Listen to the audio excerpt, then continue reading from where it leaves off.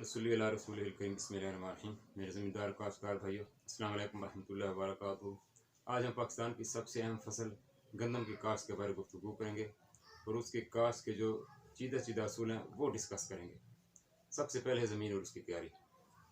गंदम की काश्त के लिए सारी ज़मीनें मौजू हैं सिवाय कलराठी सेमज़दा और उन ज़मीनों के जो बहुत ही कम ज़रखेज़ हैं और जो बहुत कम पैदावार देती हैं और ज़मींदार को फसल के हिसाब से पैदावार के हिसाब से मायूस कर देती हैं। उन ज़मीनों में गंदम काश्त न की जाए, बल्कि वहाँ कैनोला है, सरसों है या चने वगैरह या दूसरी दालें काश्त की जाएँ।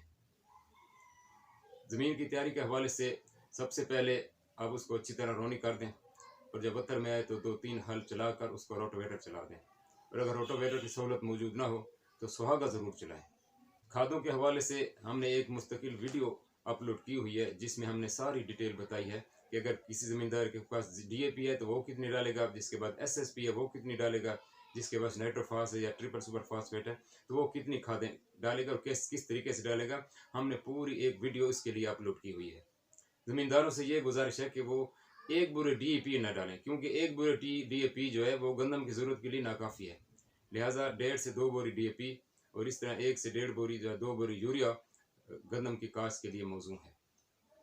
मुख्तलिफ अक़साम हमारे साइंसदानों ने दरियाफ़्त की हैं, जिनमें से हमारे अज़रिक डेरा है, अकबर 19 है, फैसलबाज 2008 है, गाजी है, बखर स्टार है, इस तरह फ़ख्र बखर है, गुलजार एक वैरायटी नई आई हुई है, पीर सबाग 2019 है, फ़हीम है और जिंकोल एक वैरायटी है और भी बहुत सी वैराइटीज़ हैं जो हमारे मुल्क में दस्तयाब हैं। उन सब को आप इस्तेमाल कर सकते हैं सिवाय उन वेराइटीज़ के जिन पर रस्ट का अटैक होता है, जिन पर जो रस्ट के लिए ससेप्टेबल हैं, जिनमें रस्ट के खिलाफ कुव्वत मुदाफ़त नहीं है, वो न लगाएं। जिनमें पंजाब 11 है, गैलेक्सी पर भी रस्ट आती है, इनकलाब पर भी रस्ट आती है, हाशिम पर भी रस्ट आती है और भी कुछ वेराइटीज़ ऐसी हैं जिन पर रस्ट आती है, उनको न लगाया जाए।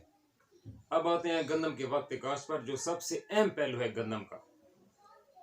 बरानी रकबों में हम 15 अक्टूबर से 30 अक्टूबर तक हम सिफारिश करते हैं कि गंदम की काश्त मुकम्मल कर लें, और जहाँ पानी की सहूलत मौजूद है, आपाशी है, वहाँ 1 नवंबर से 15 नवंबर तक काश्त करें या मैक्सिमम 20 नवंबर तक चले जाएँ। बस ये बेहतरीन टाइम है उसका। और इसके बाद जो अब लेट होते जाएंगे, अब फी दिन के हिसाब से आपकी पैदावार कम होती जाएगी। आमतौर पर ज़मींदार भाई ये समझते हैं कि 10 या 12-15 दिन लेट हो गए हैं तो इतना इस पर कोई असर नहीं पड़ता, हालांकि इससे बहुत बड़ा फ़र्क पड़ता है।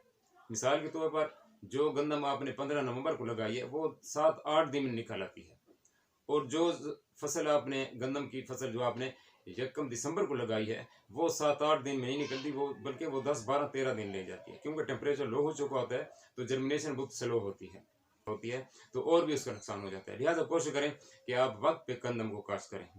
कुछ ज़मींदार ऐसे हैं जिनकी खड़ी फसल होती है, यानी मकई खड़ी हुई है या दूसरी फसलात खड़ी हैं, क्योंकि आमतौर पर गन्ने के बाद या मकई के बाद या चावल के बाद या कपास के बाद लगाते हैं। तो वहाँ कोशिश करें कि अगर 7-8 दिन में आपकी फसल पकने वाली है, 7-8 दिन के बाद आप उसको काटने वाले हैं, तो उस वक्त आपको उसे इरीगेट कर दें। 7-8 दिन पहले उसको इरीगेट कर दें। जो ही आपकी फसल तैयार हो जाएगी उसको काटेंगे तो इतने में आपकी ज़मीन भी बत्तर में आ चुकी होगी, तो आप फ़ौरन उसको हल चलाकर ज़मीन तैयार कर लें। अगर बहुत लेट हो चुके हैं तो फिर उसको रोनी ना करें, बल्कि ड्राई सोइंग करें। ड्राई सोइंग में आप उसको ज़मीन को तैयार करके बीज को ड्रिल कर दें और फिर पानी दे दें। ये उसमें याद रखें कि बहुत ज़्यादा डीप आपका बीज न जाए, फिर वरना जर्मिनेशन बहुत कम हो जाती है।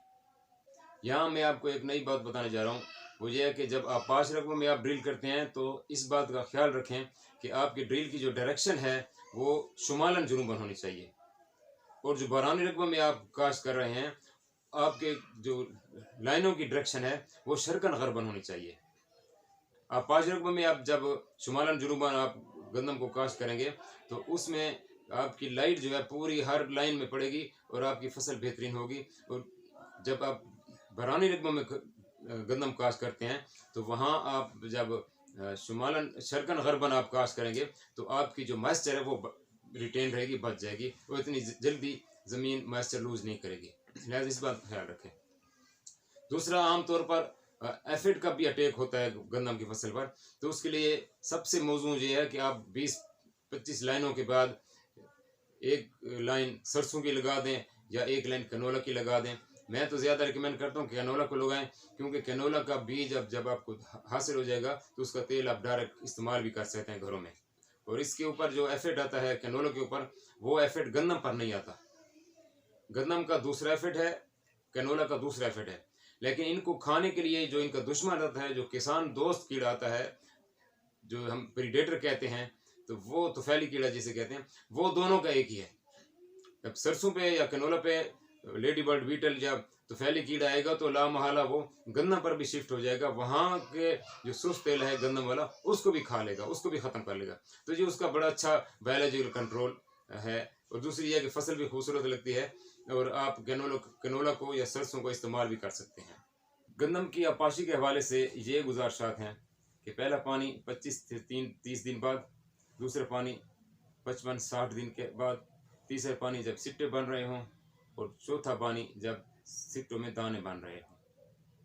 इस बात का भी ख्याल रखें कि कभी कभी हवा चल जाती है तो वो ज़मीन खुश्क हो जाती है, तो उस वक्त एक एडिशनल पानी भी आप दे सकते हैं। और हमारी कुछ ज़मीनें ऐसी हैं जो रेतली ज़मीनें हैं, जो पानी ठहराती नहीं हैं, बहुत जल्दी जज़ब कर लेती हैं। वहाँ ये 4 पानी नहीं देने, वहाँ 6 से 8 पानी देने पड़ते हैं। जिस तरह हमारा थल का इलाका है जहाँ पर लोगों ने सोलर ट्यूबवेल लगाए हुए हैं, तो वहाँ ये 4 पानी काम नहीं चलाएंगे, बल्कि आप 6 से 8 पानी देंगे। और यूरिया का इस्तेमाल भी, जो पक्की ज़मीनें हैं वहाँ पर पहले पानी के साथ आधी यूरिया दे दें और दूसरे पानी के साथ आधी यूरिया दे दें, तो ये बेहतर होगा। यानी जो आपकी बकिया मांदा यूरिया पड़ी हुई है उसको 2 हिस्सों में तकसीम कर दें। और जो रेतली ज़मीनें हैं जहाँ पर पानी ज़मीनें बड़ी जल्दी जज़ब कर लेती हैं, पानी नहीं ठहराती, तो वहाँ आप यूरिया को 3 हिस्सों में तकसीम कर दें। क्योंकि जो रेतली ज़मीनें हैं, आमतौर पर जो हमारा थल का इलाका है, यहाँ पर लोगों ने सोलर ट्यूबवेल लगाए हुए हैं और वहाँ से उनसे पानी निकालते हैं, तो वो जब आप पानी देंगे तो वो दूसरे दिन जज़ब हो जाता है। तो इस बात का ख्याल रखें कि हाँ, यूरिया को 3 हिस्सों में तकसीम कर दें। पहले पानी के साथ दे दें, फिर दूसरे पानी के साथ, फिर तीसरे पानी के साथ, या आप चौथे पानी तक भी यूरिया का इस्तेमाल कर सकते हैं, लेकिन 3 हिस्सों में कर लें। क्योंकि यहाँ जो ही आप पानी देते हैं तो 4-5 दिन के बाद ज़मीन खुश्क हो जाती है। अगर आपने पहले पानी के साथ सारी यूरिया दे दी तो वो तो हल होकर कुछ पौधा तो इस्तेमाल कर लेगा, लेकिन ज़्यादातर जो यूरिया है वो बहुत नीचे चली जाती है, तो पौधे की पहुंच से, उसकी जड़ों की पहुंच से बाहर रहती है। लिहाजा जहाँ रेतली ज़मीनों में जहाँ पानी 2-3 दिन के बाद खुश्क होना शुरू हो जाता है, तो वहाँ आप यूरिया को 3-4 हिस्सों में तकसीम कर दें। गंदम में जड़ी बूटियों का हमला भी बहुत ज़्यादा होता है, वहाँ पर बहुत ज़्यादा निकल आती हैं। लिहाजा मार्केट में बहुत अच्छी दवाइयाँ दस्तयाब हैं जो हर किस्म की जड़ी बूटियों को कंट्रोल करने के लिए काफ़ी हैं। लिहाजा आप जब आपके खेत में बहुत ज़्यादा जड़ी बूटियाँ हों तो आप वीडिसाइड का स्प्रे करके उसको कंट्रोल कर रहे हैं। फसल पक जाए तो आजकल फसल काटने के लिए तो बहुत सहूलतें मौजूद हैं, कटर भी हैं, मैनुअल कटर भी मौजूद हैं, कंबाइन भी मौजूद हैं। जब आप फसल काट लें, थ्रेशिंग हो जाए, तो फसल को अच्छी तरह, गंदम को जो बीज है उसको अच्छी तरह खुश्क करके स्टोर करें। और जो गंदम आपने हासिल की है, और अगर अच्छी वैरायटी आपके पास हाथ लगी है, तो उसको अपने लिए रख दें और दोस्तों को भी दें। उसको खाने के लिए या आड़तियों को देने के लिए इस्तेमाल न करें, बल्कि दोस्तों में तकसीम करें ताकि अच्छी वैरायटी फैल जाए। आमतौर पर ज़मींदार भाई ये ख्याल करते हैं कि जिस तरह हाइब्रिड का बीज होता है वो हम हर साल नया लेते हैं, तो इसके बारे क्या ख्याल है? तो हाइब्रिड गंदम के अंदर कोई हाइब्रिड नहीं होता, लिहाजा आप हर साल अपने ही बीज को रख सकते हैं। हाँ, अगर उसके आपकी जो वैरायटी है उसके बाद कोई नई अच्छी और वैरायटी आ गई है जिसकी पैदावार ज़्यादा है, तो फिर आप नया बीज लें।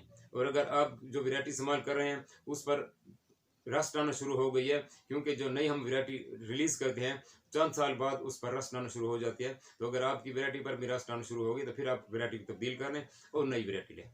स्टोर को अच्छी तरह साफ़ करें, क्लीन करें। जहाँ पर आपने गंदम रखनी है, दरो दीवार के ऊपर अगर हो सके तो दवाइयों का स्प्रे कर दें, ताकि जो स्टोर ग्रेन पेस्ट हैं, जो गंदम के बीज को खाने वाले कीड़े हैं, उनके अंडे या लार्वे या वो खुद ख़त्म हो जाए और ये आपका जो स्टोर है वो पाक हो जाए। स्टोर को जब आप क्लियर कर लें तो फिर उसमें गंदम रखें और उसमें 10% मॉइस्चर होनी चाहिए गंदम में, इससे ज़्यादा नमी नहीं होनी चाहिए। अगर आप खुश्क कर रहे हैं और बारिश हो जाए तो गंदम को फिर दोबारा अच्छी तरह खुश्क कर लें, फिर इसको स्टोर करें। और स्टोर भी आपका बिल्कुल एयर टाइट होना चाहिए, कहीं से हवा का दखूल या खरूज ना हो, क्योंकि जो आप टैबलेट रखेंगे, गैस वाली गोलियां रखेंगे, अगर सुराख हो जाता है कहीं कमरे में, तो कोई रास्ता बाहर होता है हवा के आने जाने का, तो फिर वो गोलियां काम नहीं करती हैं। लिहाजा आपका जो स्टोर है वो बिल्कुल एयर टाइट होना चाहिए। बाकी जो आपने घरों के लिए गंदम खाने के लिए इस्तेमाल करनी है, उनको आमतौर पे ज़मींदार भड़ोल में रखते हैं। पहले तो मिट्टी के बने हुए होते थे, आजकल स्टील की चादर के बने हुए होते हैं, वो भी आप इस्तेमाल कर सकते हैं। और उसको अंदर गंदम रख के उसमें 1-2 गोली जो है उसमें टैबलेट्स वो रख दें गैस वाली, और इसको भी एयर टाइट कर दें। और ख़ासकर आप इस बात का ख्याल रखें कि सावन के महीने में जब हवा में नमी ज़्यादा मौजूद होती है, तो ये स्टोर ग्रेन पेस्ट जो है ये हमला करते हैं। उस वक्त आपके स्टोर में बिल्कुल यानी एयर टाइट होना चाहिए। उस वक्त आप स्टोर को उसका ज़रा ख्याल करें, ताकि आपको उस जो जो इसका सीज़न होता है कीड़े के हमले का, उस सीज़न में आपकी कीड़ा जो है आपकी फसल को नुकसान ना पहुंचाए। उम्मीद है हमारी वीडियो आपको पसंद आई होगी। जो बातें हमसे रह गई हैं, जो आप मज़ीद जो बातें आपने पूछना चाहते हैं, वो कमेंट्स में हमसे पूछ सकते हैं। इंशाल्लाह हम आपकी रहनुमाई करेंगे। और हमारे आप इस चैनल को सब्सक्राइब भी करें और बेल के आइकन को भी प्रेस करें, ताकि हमारी जो अगली वीडियो है वो भी आप तक पहुंचती रहे। अस्सलाम वालेकुम वरहमतुल्लाहि वबरकातुहू।